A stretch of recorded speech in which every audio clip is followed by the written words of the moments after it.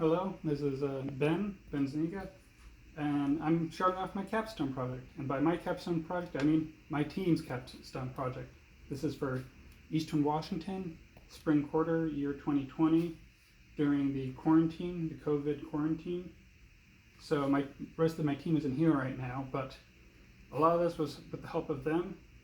And our Capstone project is robotic hand or prosthetic hand. And as you see here, we got a little hand made out of a little bit of wood. The mechanical aspects aren't too important, so I'm not going to go over them. But half the work went into just trying to assemble the hand, just because it's pretty finicky.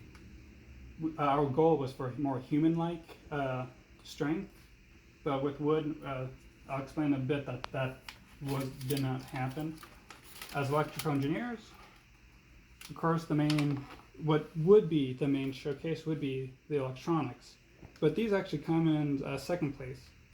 So we have a motor controller module, we have a logic module, and then we have a basic human interface device, or rather just a debug connector, screen, buttons, potentiometers, just to get things working.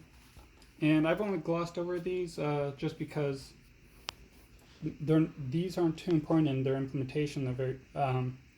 What the major thing is the implementation of this main chip, a PSOC LP5, or also known as Programmable System on a Chip. This is made by the company called Cypress. You would check it out by typing PSOC LP5, and you can find their $10 demo kit, which what this project is based on.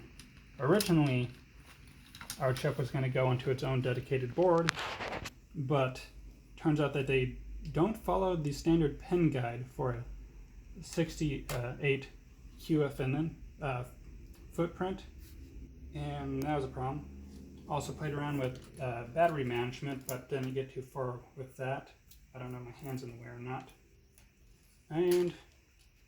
But this is a battery-powered project, and as I said, the main showcase is the code. So let's see what it does. I'll flip it over to make it easier to see. Got a little cat toy test item here, and let's power it up. So right now we're just connecting directly with batteries, and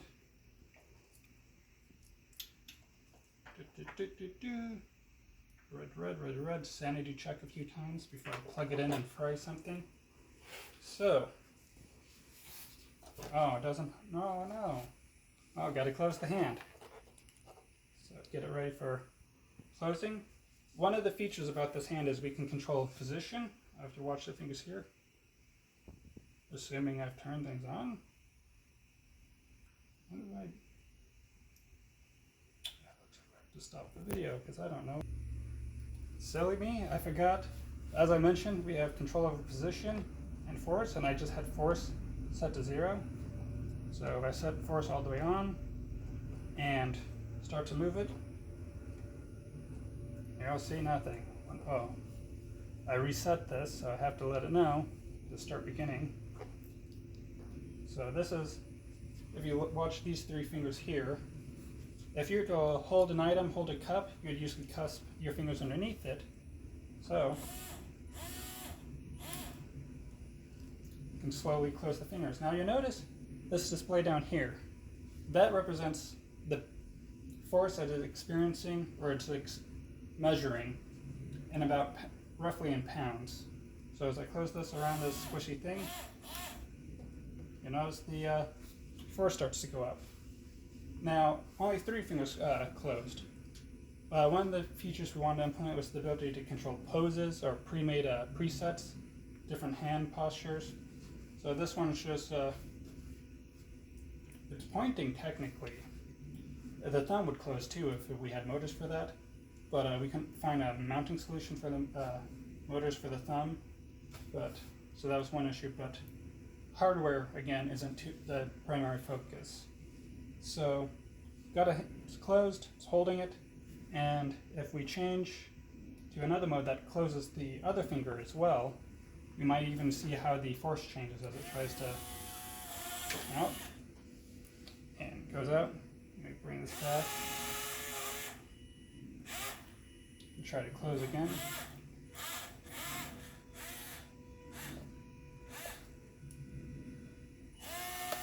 There we go. As you notice, as I closed the fingers again, it detected that these fingers weren't grasping as strong anymore, which are controlled by fishing line based pulleys. Not the strongest technology, but yes. So it is able to, this blue light indicates press. It can detect when it's pressing something with at least a noticeable amount of force. And we can more or less moderate the amount of force being controlled, but that is the main functionality, is some pre-made poses, some preset poses, being able to control the position, the grip position, how much it's actuating, and that could be controlled with some other human interface device, being able to limit and control and measure the force, and as well as there were technically plans for implementing ways to add or program or customize it, but due to the near end of the quarter, we've had to ditch those plans or ditch those features. But yeah, the main focus, of course, the PSOC chip and the programming. I worked on myself trying to put this together. I had a lot of help from my teammates, so I've carelessly neglected to mention their names. I got help from my teammates being Hassan, David, Mason, David, Hassan, in whatever order is preferable. And I had a lot of help from my friend Hassan with the motor controller, which we've had to rebuild 3 or 4 times. If mechanical issues were about 50% of the issue, or 50% of the time we spent trying to get this to work, 40% was this motor controller. Another 10% was the programming, but that was only because I got a lot of help from my other teammates, Mason, David, Jim. Oh, I forgot to mention Jim. I'm a terrible teammate. But we broke up codes in sections of code that manages the motors and like keeps track of their position, reads the sensor data, and makes it easier for other parts of the program to interface with the motors. Tell them we want the motor to move to some position or some location. Mason worked on that code with about, we can move in millimeters with about plus or minus 1 millimeter ish. And one of the main limitations with the system is the mechanics. For now, I'm gonna unpower this just because I don't want to drain this battery too much. So the main limitations is the mechanics. I can wiggle this to show you just how wiggly it is. It's all held together with fishing line and stitching it together. Rigidity, I found as I went to test things and try to narrow in the tolerance. Very important and very much lacking in this. And these joints are made out of toothpicks, literally toothpicks. And as a result, our previous plans for human-like strength, not happening. These springs here were actually supposed to be the springs for returning the finger back to open. They have about 2 pounds of force. But these fingers already come with rubber bands, not that much force. And the springs that would have provided human-like strength and that the fishing line would have been able to support these motors, everything was designed around, were these springs. The shorter, more room to move to allow the hand to close even further. These fingers need a bit more space. And these, when fully stretched out, is about 22 pounds of force. That's how much force we would have needed on these tendons to get human-like strength. And unfortunately, just with the mechanical issues, as an electrical engineer, I guess we didn't have a dedicated mechanical engineer, and that wasn't really the focus, of course, of this capstone. Focus was electronics, and a big focus on programming, at least this time, the integration of software and hardware. A quick review of our customer requirements. We had these outlines for what we wanted our project to achieve and what we were able to get. As I mentioned, we wanted to check for human-like strength, and we even had a few tests and descriptions laid out, but we couldn't get anywhere close with them. Like I said, we had, instead of a 20-pound spring, we had a 2-pound spring in there. We wanted human-like speed to close and open the hand. And just with the software-enabled current limit rather than hardware-enabled current limit, just to us having to swap our motor controller solution around, we weren't able to make up that. We were aiming for the weight of a normal arm. Now, an arm weighs about 3 kilograms, but I think that's a whole arm. Half an arm, say from the elbow on, about 1.5 kilograms. And this solution, even if we added the other motors for the thumb, would have been less than 1 kilogram total. And most of that weight is some of the big motors in the back. If you want to zoom out, camera lady. Yeah, these are the motors I'm referring to. We have some strong motors in the back and some faster motors in the front with a little elastic tendon between them. I won't go too much in depth on how the theory of how it works, but we were able to meet our weight requirement. Material cost, we're a little bit beyond what we were hoping for, and that might have been including some of the components we haven't utilized, such as our battery manager system, which got thrown out. And I think that's the only other thing that could have saved money, but couldn't meet our budget. And if we wanted to go for something that wasn't made out of wood, again, we wouldn't have been able to reach our goal. But live and learn. Long battery life, we could hold a pinch for about 6 hours, and that's can give you a few hours of work, but 6 hours out of the day isn't much. And when we tested this, so this is the battery we're using, a 2000 milliamp battery. Here's the battery I tested with. Now technically this was still a nominal voltage.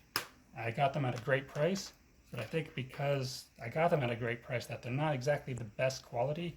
As a result, this one during testing ballooned a bit, got puffy, so I'm not guaranteeing if it's entirely safe yet, but we were in nominal voltage range, so can't say. We wanted to have a closed fist, and the only limitation is maybe the fingers don't go all the way in as we hoped, and right now the thumb is not enabled. We wanted multiple pose options. As I mentioned, we got that. We wanted to maintain be able to either control, prioritize grip or minimal force. And while we were able to somewhat enable that, as you were able to see with the measured force reading, it's not enough to really kick in the stronger motors, just due to the weakness of the spring and the mechanical systems mainly. And as a result, we weren't able to do simple tests like a 15-pound dumb bar wouldn't have been possible with this setup. I don't even trust 10 or 5 pounds with this, really.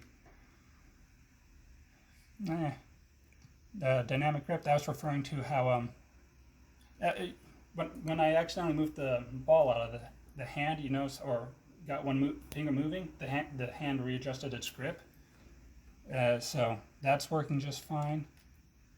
Interactive controls, as you saw, displayed buttons, lights, and again with the fine and broad force control, the code and some of the testing is there, but you can't, with the mechanics of it, can't stress the system too much. So that's an if type of thing, but that's reviews all of our goals for this project, and overall it's an amazing learning experience, both in working with the team and learning a lot about this cool chip, this cool brand. A series? I'm not too sure what to call it. The PSOC creator. But yeah, so thanks to all my teams and the support from my family, and hopefully, yeah, this got you interested, and You have a good day. Thanks for watching. Bye.